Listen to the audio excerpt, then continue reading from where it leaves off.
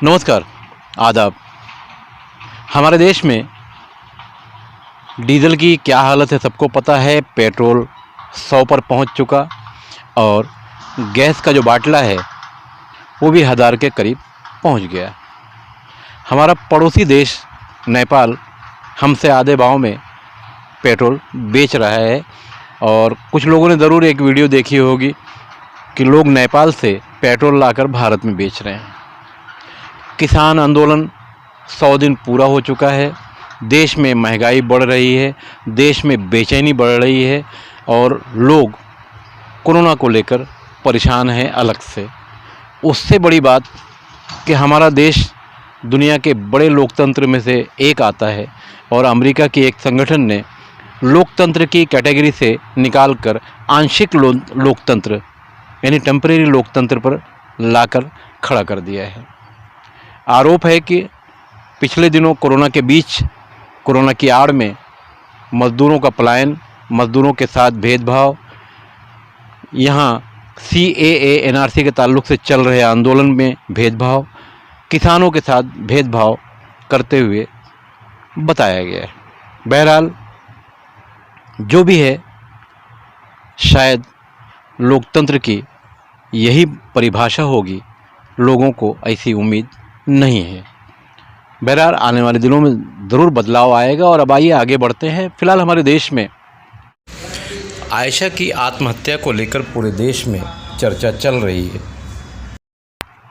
देश में कवि, शायर, कलाकार, पॉलिटिशियन, समाज सेवक, पत्रकार सभी सिर्फ़ और सिर्फ आयशा पर ही पूरे देश में बात हो रही है।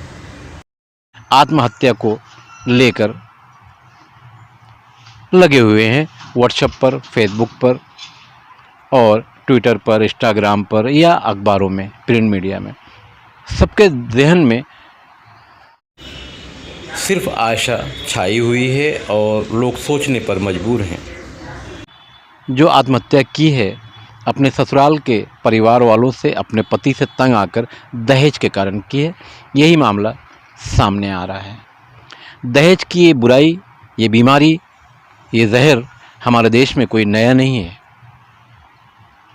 पूरी दुनिया में फ़िलहाल ये मामला चल रहा है और मज़हब इस्लाम के ताल्लुक़ से, मज़हब इस्लाम को मानने वाले लोगों के बीच से जो वीडियो या कुछ ऐसी बातें आ रही हैं कि अब हम निकाह नहीं पढ़ाएंगे, जहाँ ढोल होगा, बाजा होगा या दहेज की बात होगी, इस तरह की बहुत सारी बातें आ रही है। इसी बीच आइए मैं ले चलता हूँ आपको उत्तर प्रदेश के बरेली की ही एक ऐसी घटना है। शादी का मौका था, डीजे ढोल ताशे बज रहे थे, कुछ आसपास के लोग भी आकर उसमें नाचने गाने लगे और इसी को लेकर आपस में मारामारी हो गई। थाना इज्जतनगर के अंतर्गत एक जगह समारोह का आयोजन किया जा रहा था, जिसमें सुबह एक ही समुदाय के दो पक्षों के बीच डीजे बजाने को लेकर विवाद हुआ और दोनों के बीच मारपीट हुई। पुलिस के द्वारा इसमें 10 लोगों को गिरफ्तार कर लिया गया है और इसमें मुकदमा पंजीकृत किया जा रहा है और इसमें दोनों ही पक्षों के विरुद्ध कठोर से कठोर कार्रवाई।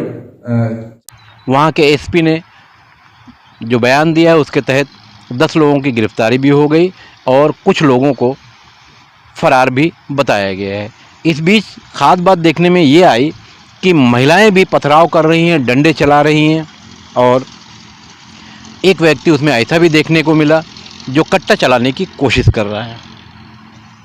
जिस मसले को, जिस मुद्दे को लेकर पूरी दुनिया सोचने को मजबूर हो गई कि दहेज की जो प्रथा है, दहेज का ये जो चलन है, इसको ख़त्म किया जाना चाहिए और कैसे ख़त्म किया जाए उसकी लोग कोशिश में फ़िलहाल तो लगे हुए हैं। हालांकि भूलने की बीमारियां तो हम सभी को है, कुछ दिनों में भूल जाएंगे जब कोई दूसरा मुद्दा आएगा। मगर इसी बीच बरेली का ये जो मामला सामने आया तो अब क्या किया जाए। मुझे दिल्ली के एक न्यूज़ एंकर की कुछ बातें याद है कि आखिर हम कब सुधरेंगे। इसी तरह की मेहनत अगर हमारे देश में एजुकेशन पर हो जाए या सामाजिक मामलों को लेकर हो जाए तो हमारा समाज, ये देश हमारा एक समाज है, इस समाज में सारे लोग रहते हैं, अलग अलग धर्मों को मानते हैं। तो अगर समाज को संभालने के लिए, समाज को एक अच्छी दिशा देने के लिए मेहनत हो जाए तो बहुत सारा बदलाव आ जाएगा। देश में नशे का कारोबार कितना बड़ा चल रहा है, पंजाब उसमें आगे है, मगर अच्छे कामों को ना करते हुए हमारे यहाँ जो काम हो रहा है, जिसके कारण आज अमेरिका की संगठन ने हमको लोकतंत्र की कैटेगरी से बाहर निकाला, ये हमारे लिए शर्म की बात है, शर्मिंदगी की बात है। तो कहीं ना कहीं आइए हम सभी भारतीय मिलकर कुछ ऐसा करने की कोशिश करें कि दुनिया में हम सभी का सर ऊंचा हो, सम्मान ऊंचा हो, तिरंगा ऊंचा रहे। मैं सुल्तान कुरैशी के साथ खान फ़ख्र आलम।